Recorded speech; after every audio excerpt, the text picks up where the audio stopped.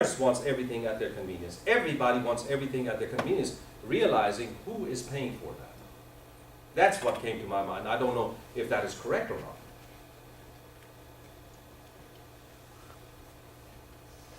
Because my cost of using those resources once a year may not be that much.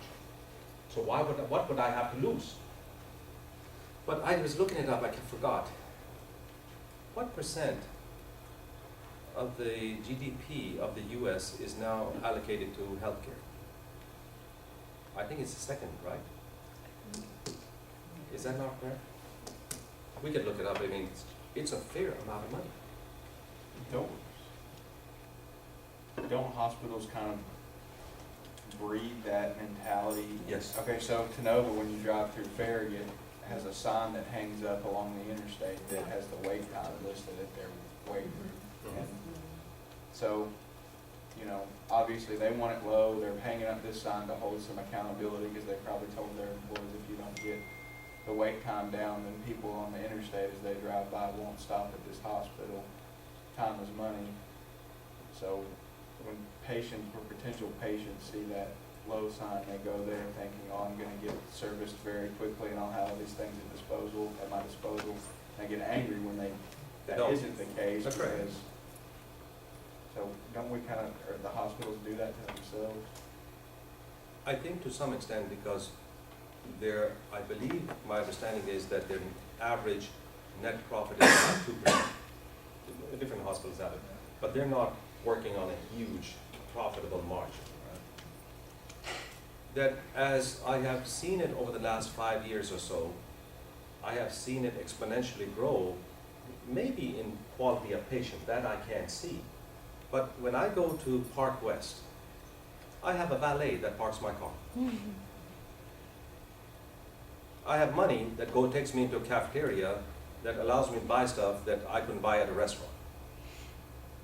If I get lost, I got 3 people that are going to walk me to one place from one place to another because they've hired people to improve customer satisfaction. We were at the Children's Hospital, and I couldn't find the conference room. And this lady said, "Where are you lost?" I said, "Yes." And I said, "Could you tell me?" She said, "Yeah, you go there." I said, "I'll find it." She said, "No, no, no. It's my job to take you there." Who's paying for this? Insurance company. Patients. You're paying for it. I want you to think, again, every example that I'm giving you is examples that I have come up with. I am not saying it is right or wrong. It is an ability to think through that process. Drift to low performance.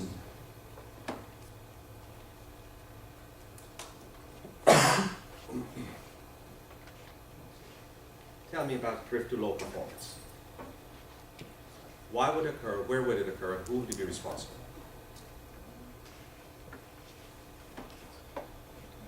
If they're told that time is the #1 policy, then they're just going to push people through and not care about the quality. And that would make it worse and worse as far as the reputation.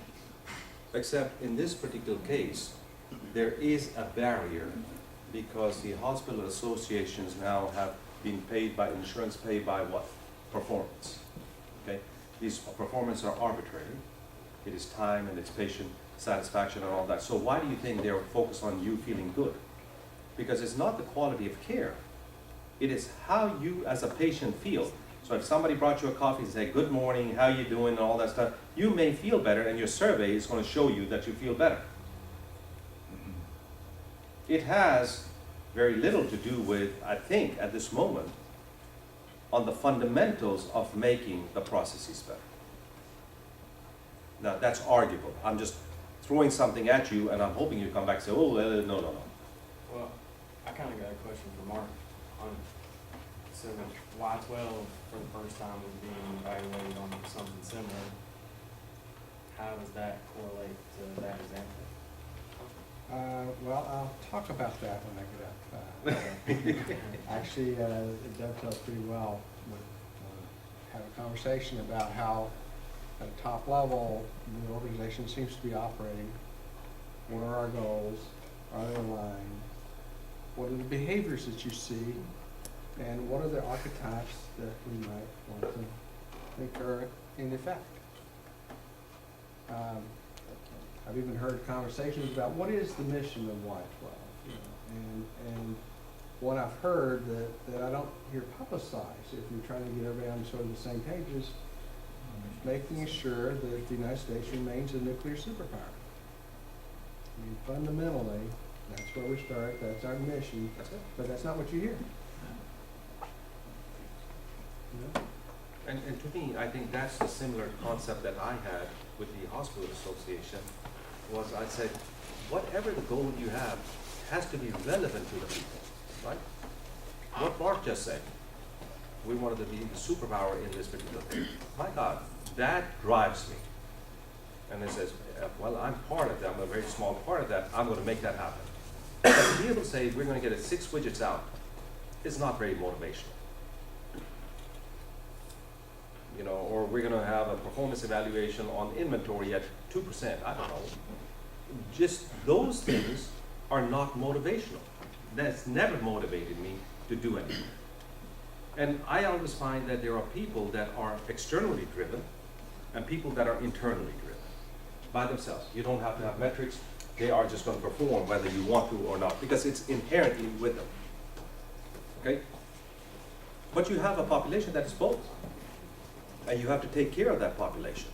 And what we did today is to prove to you that if I took systems thinking and added some tools to it, it gives you insights and a logic on how to discuss these things rather than an emotional discussion.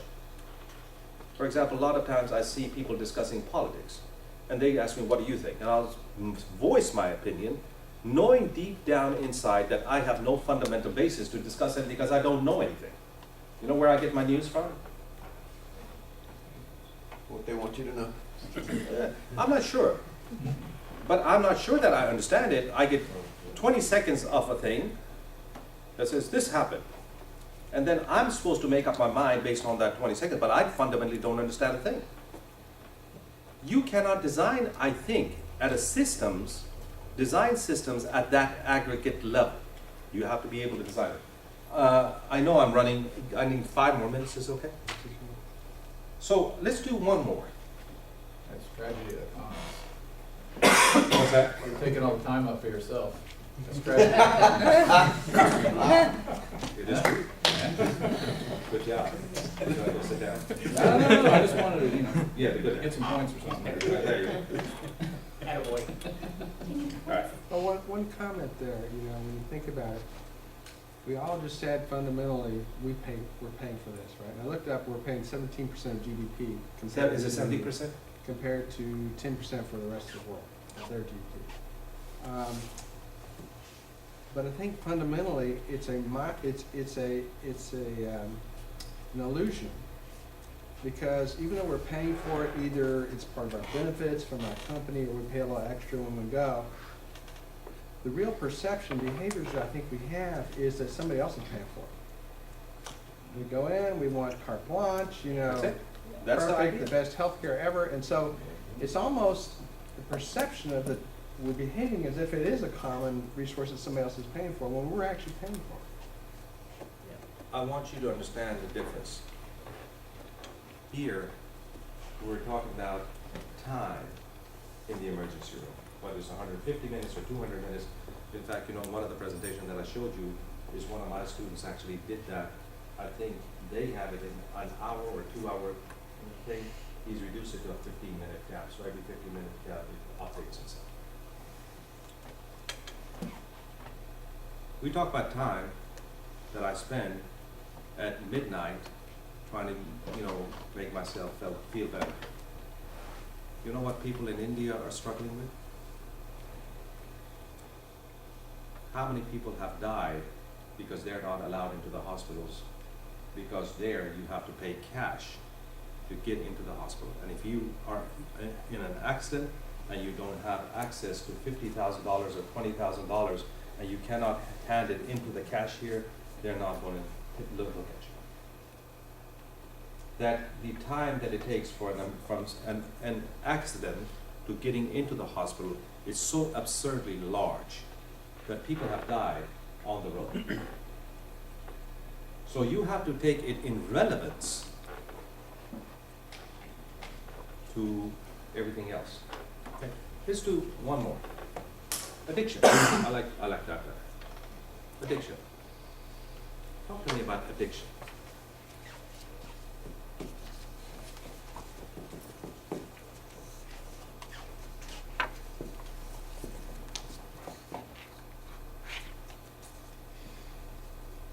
All right, we have 5 minutes. I think that would be too much time. What are you as a society addicted to?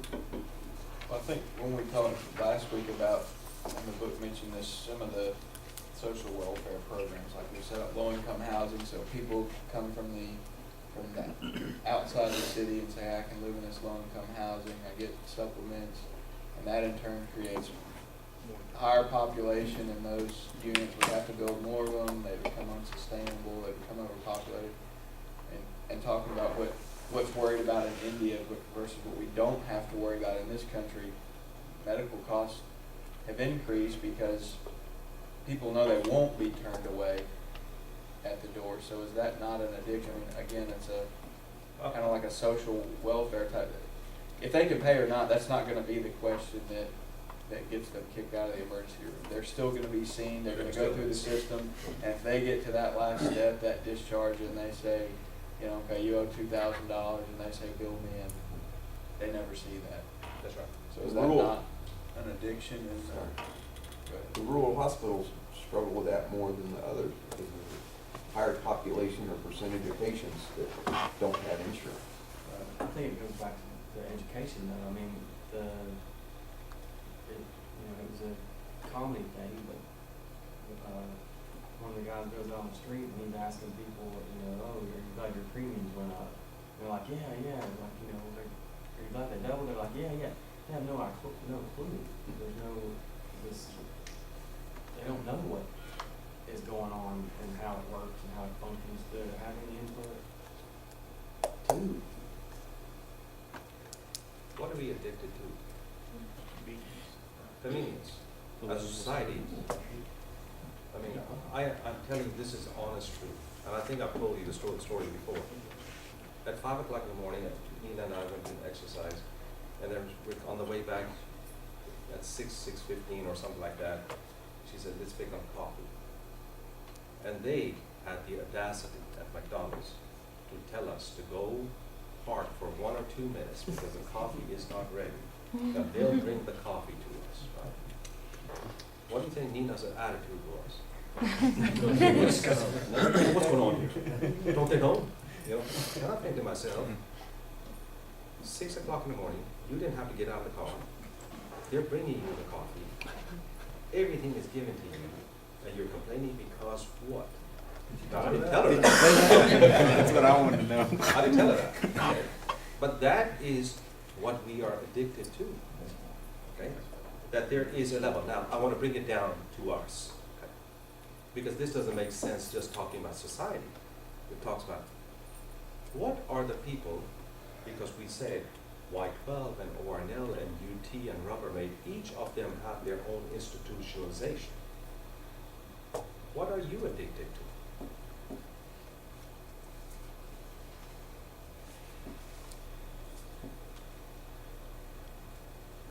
Based on your work, what are you addicted to? Well, we're addicted to our schedules. Every week when we go in. Your benefits? Schedule, there's always work. Schedules, benefits. Kicking the can down the road. What's that? Kicking the can down the road, delaying, Speak for yourself. delaying, Yeah, fixing any things. others? There's a lot of that. Dang. Goes against them. Okay. Because you wait till it's an emergency, then you get it fixed, but it costs twice as much instead of maintenance. So there are certain behaviors that are coming out of these addictions. We don't know. I mean, for 2 minutes to sit and say, let's discuss addictions and behaviors. There are addictions that we have. I have those addictions at UT. We all have those addictions. and it creates a level of expectancy.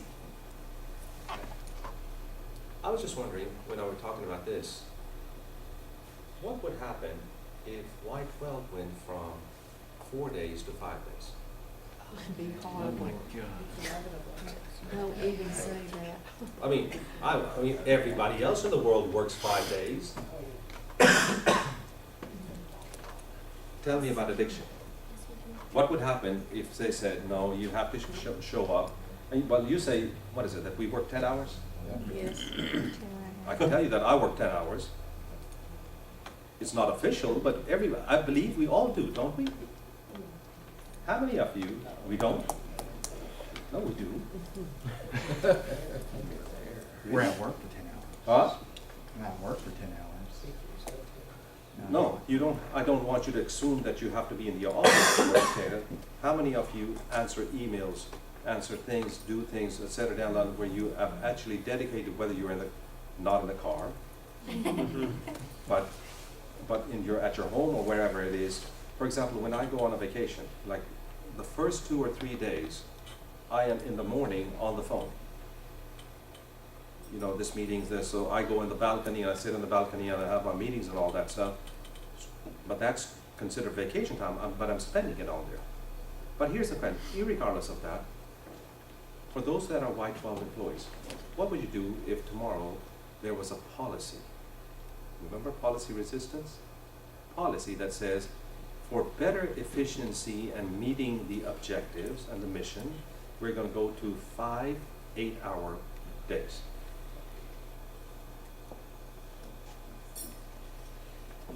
Probably brush off your resume and Yeah. find another four-day-a-week job, right, or 580 or something. right? I would refer back to the study that they did when they went from 5 days to 4 days because of the efficiency.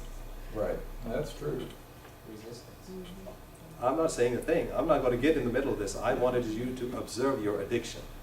And I can mention so many out of UT that we have. So that was an interesting one, because during transition, Yep. we have a 410 schedule at Y-12, and we have a 980 at Pentex. And so the biggest fear, one of the biggest fears we heard about at both sides is they're going to go to the other system, or we're going to do the, and we didn't want to. I mean, your lives revolve around why are you hired in? I mean, when I was at a company that wanted to try out 410s, I had very small children. There was no way I could even see them before they went to bed. Somehow we've managed to adapt to that reality here at Y-12. So what you have is the managers are working 10-hour days every day to try and bridge between the two, because that's what we need to do. Do you see, the purpose of the lecture today was what? I don't want you to leave this class and say, oh, on chapter 3 it said about policy resistance. That's not what this is about. It is the ability for you to change your mindset, the way you think, the way you look at stuff, and then to be able to give you insight into something as simple as this, and I'm going to improve this a little, that allows you to understand why there would be policy resistance, why would there be issues, okay? So that you can take a look at it. Are we okay? Mark, you want to give them? Take a break, please. All right. How long? Tragedy of the Commons.